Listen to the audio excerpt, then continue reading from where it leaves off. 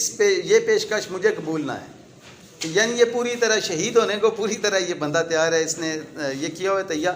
3 لائنیں چھوڑ کے پھر کہا کہ یہ درست ہے کہ جواب دعوے کے ساتھ میں نے اپنا شجرہ نسب نہ لگایا. وہ جو ان کا موقف تھا جی کہ میں کمہار, میری قوم کمہار نہیں ہے, تو انہوں نے شجرہ نسب نہیں لگایا.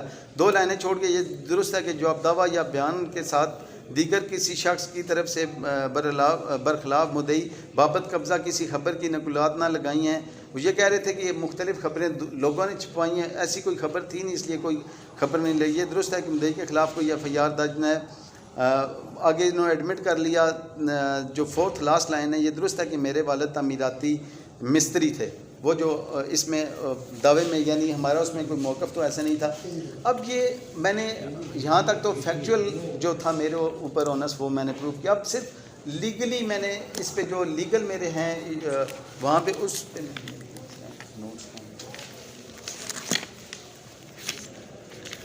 جی ڈیفامیشن آرڈیننس بیسیکلی 2 طرح کے سوٹ فائل کیے جا سکتے ہیں ڈیفامیشن کے حوالے سے.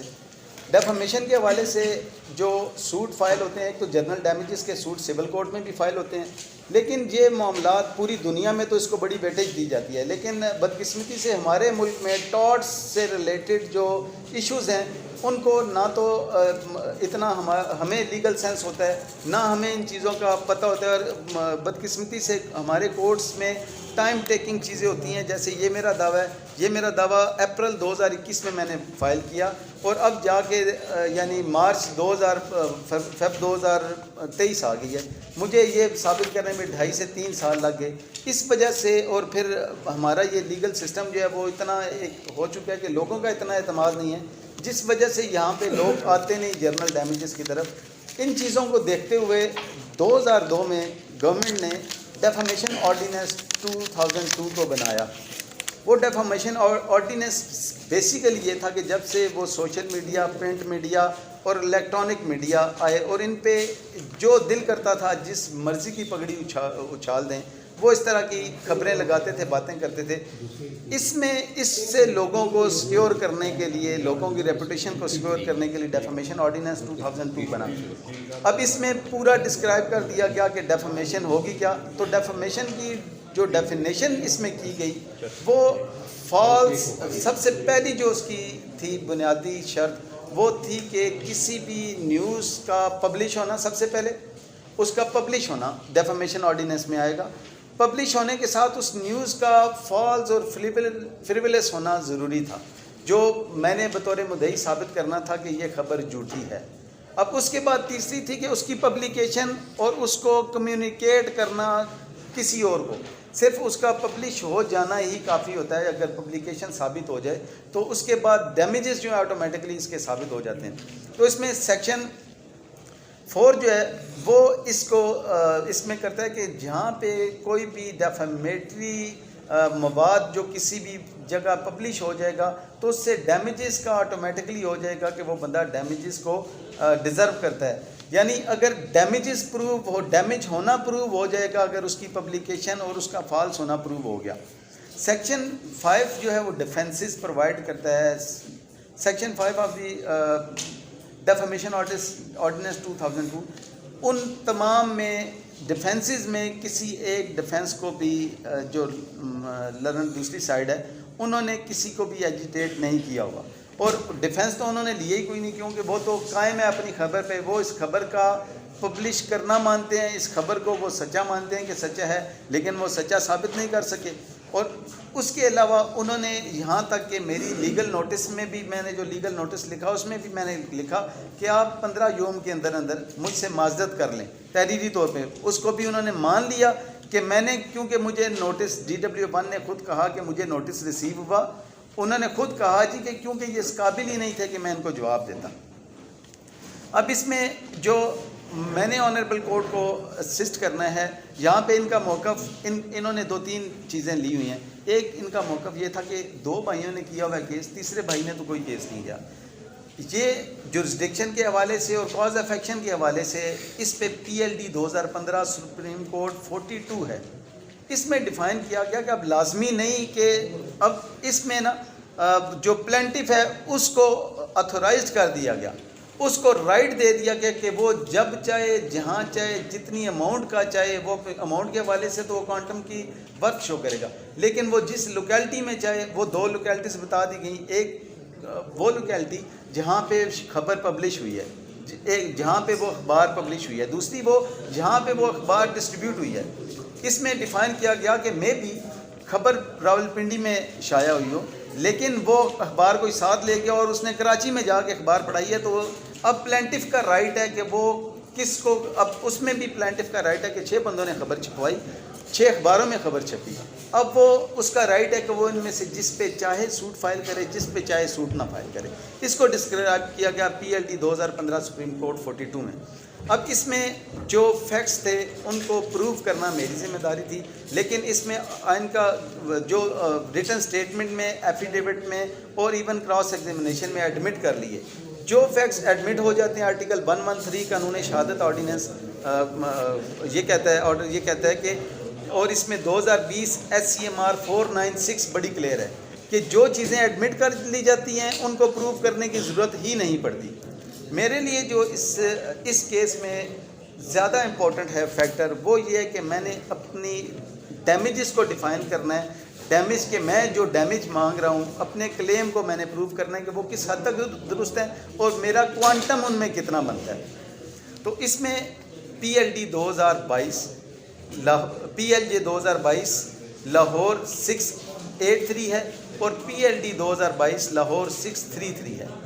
اس میں پورے ڈیفامیشن آرڈیننس کو ڈسکرائب کیا گیا، اور پورے ڈیفامیشن آرڈیننس کے ڈسکرائب کرتے ہوئے ساتھ ساتھ ایک امپورٹنٹ فیکٹر کیا کہ کوانٹم کیسے سیٹ کیا جائے گا۔ تو اس میں انہوں نے جو آنریبل ہائی کورٹ ہیں، لاہور ہائی کورٹ، انہوں نے یہ فرمایا کہ ڈیمیجز کیا ہیں اور کتنی طرح کے ہیں۔ تو اس میں 3 طرح کے damages basically honourable high court نے فرمائے۔ اس میں پہلے جو ہیں کمپنسیٹری ڈیمیجز ہیں، دوسرے ہیں اسپیشل اور جنرل ڈیمیجز، اور تیسرے ایگریویٹڈ ڈیمیجز بتائے گئے، اور بتایا گیا کہ اگر ان تینوں میں سے فال کرتا ہے تو میں نے پروو کرنا ہے، پلینٹف نے پروو کرنا ہے کہ ان کو اگر کمپنسیٹری ڈیمیجز ملیں گے تو وہ کیسے ہوں گے۔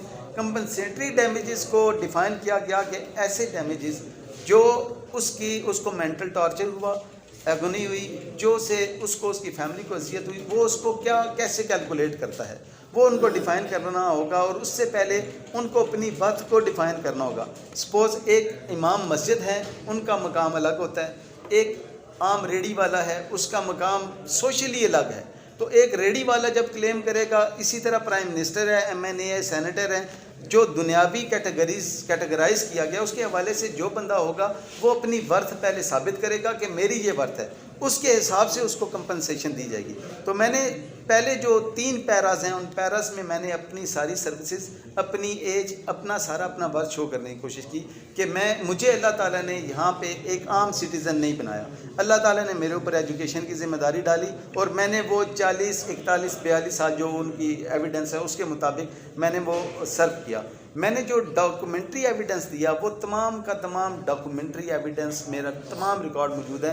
مین can lie but document not. اگر وہ پہلے تو انہوں نے مان لیا میری ٹیچنگ کو، میری سروسز کو، اگر نہ بھی مانتے تو وہ میرے ڈاکومنٹس ہیں جو ڈپارٹمنٹ کی طرف سے مجھے ایوارڈ کیے گئے ہیں، جو میں نے وہاں پہ ڈسٹنگوش پوزیشنز حاصل کرتا رہا، وہ مجھے ایوارڈ کیے گئے ہیں۔ وہ سارا ریکارڈ میں نے اپنی ایویڈنس میں، ڈاکومنٹری ایویڈنس میں لگایا، تمام کو ایگزیبٹس لگے ہوئے ہیں، تمام میں نے اوریجنل آنریبل کورٹ میں وہ پروڈیوس کیے ہیں۔ وہ سرٹیفکیٹ جو مجھے گورنمنٹ کی طرف سے ملے، میرے ڈپارٹمنٹ کی طرف سے ملے، وہ بھی سارے وہاں پہ کیے گئے۔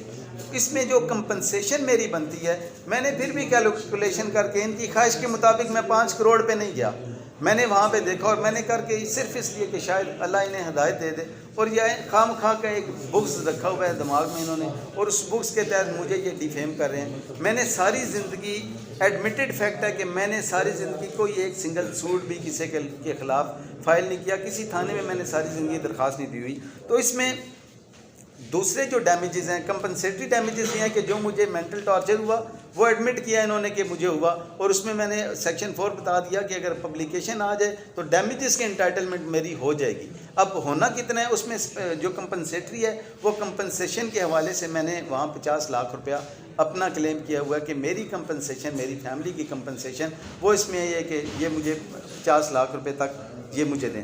اس کے بعد جو دوسرے ہیں وہ اسپیشل ڈیمیجز ہیں.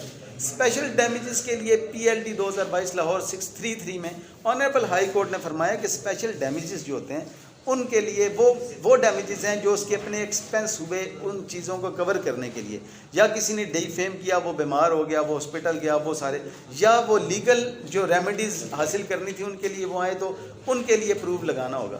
اس کے لیے میں نے اپنی جو وہاں پہ میرے فی اسٹرکچر تھا وہ بیان کیا, جو کیس کے اخراجات تھے وہ بیان کیے, اور وہ بھی میں نے ایک ایک چیز کو پروو کر دیا ہوگا. تو اسپیشل ڈیمیجز کا فرمایا گیا کہ جو میں پروو کر سکوں گا آنریبل کورٹ میں وہ مجھے ملیں گے اسپیشل ڈیمیجز.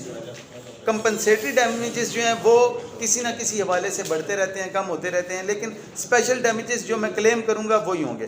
اور تیسرے جو ایگریویٹڈ ڈیمیجز کو ڈیفائن کیا گیا وہ یہ کیا گیا کہ اس کے نتیجے میں مجھے کوئی اگر اس طرح کا ہوا, سپوز میں نے ایک بزنس کانٹریکٹ کسی سے کیا اور وہ کسی کی خبر لگانے سے وہ ہو گیا تو وہ ایگریویٹڈ ڈیمیجز ہوں گے. تو میں نے ایگریویٹڈ ڈیمیجز کیونکہ اس میں کلیم ہی نہیں کیے ہوئے, تو اس میں میری ہمبل سبمیشن یہ ہے کہ میرا جو اونس آف پروف تھا ایشو نمبر 1 تھا, میں نے ایشو نمبر 1 کو اپنی ایویڈنس سے پورا ڈیفائن کر دیا ہے. مجھے 3 سال سے مسلسل میں اس ایج میں ہونے کے باوجود, گرمی اور سردی کے باوجود میں آنریبل کورٹ میں حاضر ہوتا رہا ہوں. میں مختلف موقعوں پہ آتا رہا ہوں. انہوں نے پہلے میرے اوپر کراس ایگزامینیشن نہیں کی, اور مجھے یہ جو ڈیمیجز ہوئے یہ ایڈمیٹڈ فیکٹ ہیں اور مجھے اس میں پروو کرنے کی ضرورت نہیں ہے.